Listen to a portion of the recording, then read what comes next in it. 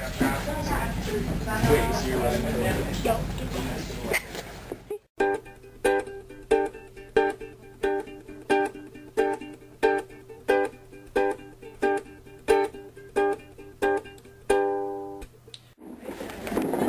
the spotlight.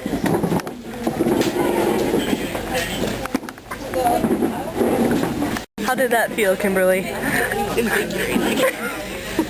So as you are well aware, I'm sure, we're here tonight to witness poetry by Raymond Luczak. Let me tell you a little bit more about Raymond. Raymond is a deaf filmmaker and playwright from Minneapolis, Minnesota.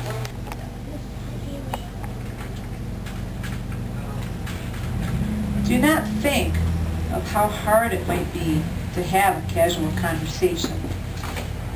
When he comes across the floor, do not ask his name with exaggerated lip movements.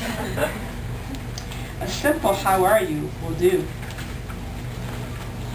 Do not feel lost in his eyes, worn thin by years of guessing the lip movements of strangers, and wondering for weeks afterwards exactly what they had said. Do not look insulted if he takes out a pad and pen. Write your name clearly. Point to him and ask, with your eyebrows, his name. Watch him write it down. Feel his fingers pull yours this way and that until he nods.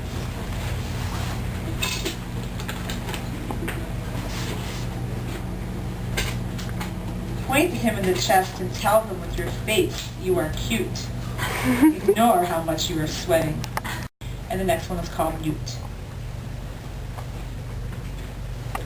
Even the tools of my writing trade can collapse into a broken English, a pigment of language in which the perfect opener, witticisms, always fall flat.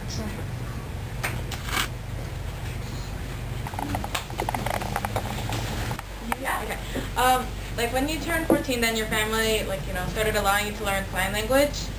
As of now, do any other of your family members know sign language? Like, how do you communicate with them? Okay, good question. So at age 14, I didn't actually announce that I was learning sign language. That's a whole other story, which I can summarize quickly. In my hometown, there were two deaf men. Just two deaf men in my hometown. I live in a pretty small town, just a few thousand people. One deaf man worked at the Holiday Inn in the kitchen, like washing dishes. He was a high school dropout. And the other deaf man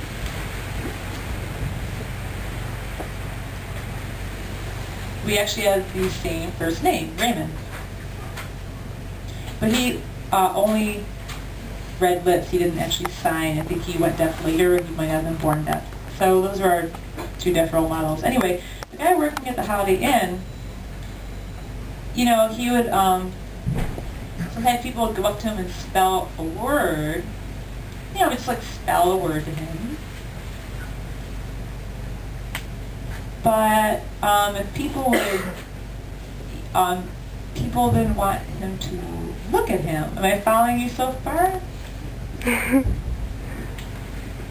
Checking with the interpreter, make sure the interpreter's getting me right. I'll just try to repeat that, sorry.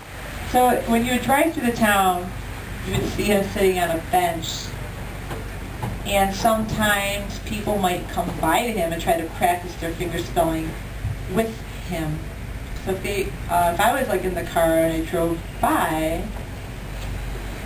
what he would do is my dad would put his hand on my head and turn my head away so that I wouldn't look because he didn't want me to see him.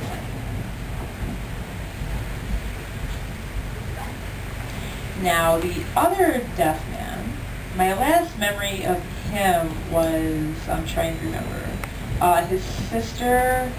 This was an older guy, but his sister was really good friends with my mother. They lived not too far from us. So my mother tried to use him as a role model because he would speak.